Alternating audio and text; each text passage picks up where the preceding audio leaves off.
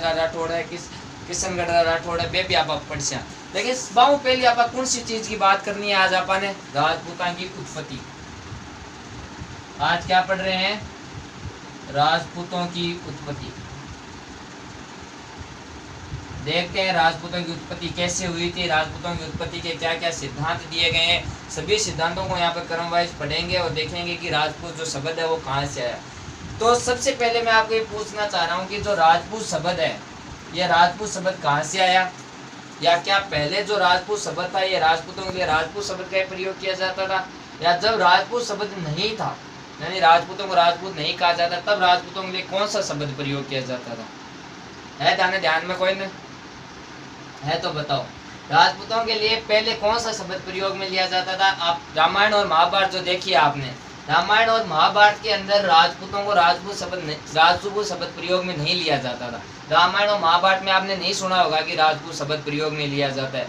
रामायण और महाभारत में यह जरूर सुना है राजा के पुत्र थे उसको राजपुत्र कह दिया जाता था, राजा की जो पुत्री है उसको राजपुत्री कह दिया जाता था, लेकिन राजपूत शब्द कहीं पर भी नहीं था। तो हम बात करेंगे, आ जाओ वेदों की ओर, आ जाओ वेदों की ओर लौट चलो। नारा किसने दिया था?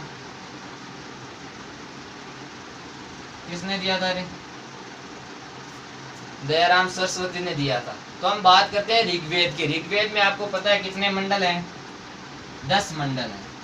और ऋग्वेद का जो 10वां मंडल है ये पुरुष सूक्त है। इसमें बताया गया है कि पुरुषों की उत्पत्ति कैसे हुई है।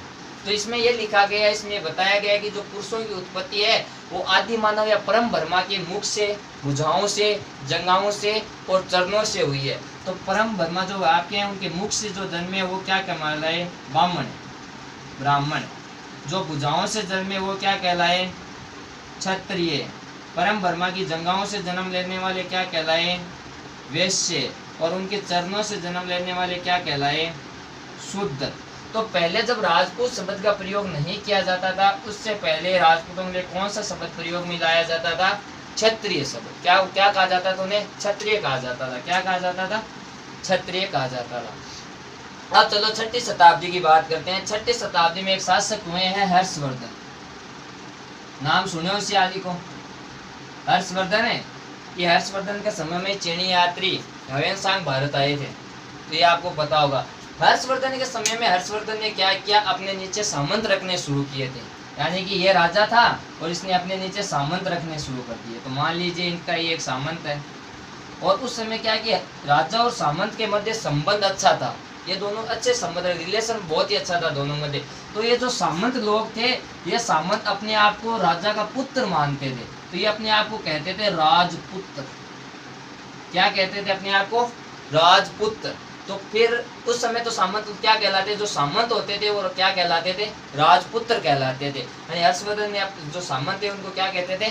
राजपुत्र। लेकिन फिर 647 ईस्वी के आसपास 6वीं शताब्दी की हम बात करें, जब हर्षवर्धन की मृत्यु हो गई, और मृत्यु के बाद में जब हर्षवर्धन की मृत्यु हो गई थी, तो उसकी मृत्यु के बाद में क्या हुआ कि जो सामंत के पास जो क्षेत्र था, उस क्षेत्र का सामंत खुद स्वतंत्र शासक बन गया, क्योंकि अब उसके ऊपर राजा तो था नहीं, हर्षवर्धन की मृत्यु हो गई। तो जो सामंत के पास में जो क्षेत्र था, उस क्षेत्र का स्वतंत्र शासक ये खुद ही बन गए। तो इन्होंने खुद को पहले राजपुत्र कहलाते थे, अब इनके ऊपर राजा था नहीं, तो अब ये राजपुत्र, ये तरह है, ये तरह कन्वर्ट हो गया तय में। ये तरह का यानी ये तरह बदलता बदलता किस में बदल गया? तय में। और ये लोग क्या कहलाए फिर? राजपूत। क्या कहलाए ये लोग? राजपूत। तो 7वीं शताब्दी में जाते 7वीं शताब्दी के आसपास ये जो आपका राजपूत शब्द है ये उपयोग में लाया गया। तो आज से एक बार एग्जाम में क्वेश्चन भी पूछा गया कि राजपूत काल कौन सा है? तो 7वीं शताब्दी से लेके पृथ्वीराज चौहान की मृत्यु हुई थी ना 12वीं शताब्दी में, पृथ्वीराज करते 12वीं शताब्दी तक का जो समय है वो कौन सा समय कहलाता है? राजपूत काल कहलाता है। यानी जैसे मुगल काल है, सल्तनत काल है, वैसे राजपूतों का समय, यानी अपना जो पूरा भारत था, इस पूरे भारत के ऊपर राजपूतों का अधिकार था। यानी मेन तौर पे देखें तो दिल्ली पे, जिसका दिल्ली पे अधिकार होता था उसी का पूरे भारत में अधिकार होता था। तो 7वीं शताब्दी से लेकर लगभग 12वीं शताब्दी तक भारत में किन का शासन रहा है? राजपूतों का शासन रहा है। पृथ्वीराज चौहान, विग्रहराज चतुर्थ के समय में संपूर्ण भारत की राजधानी कौन सी थी? अजमेर थी। है ना। तो यह बात आपको ध्यान में रखनी है। फिर 12वीं शताब्दी में आपको पता है आगे सल्तनत का शुरू हो जाता है 12वीं शताब्दी में।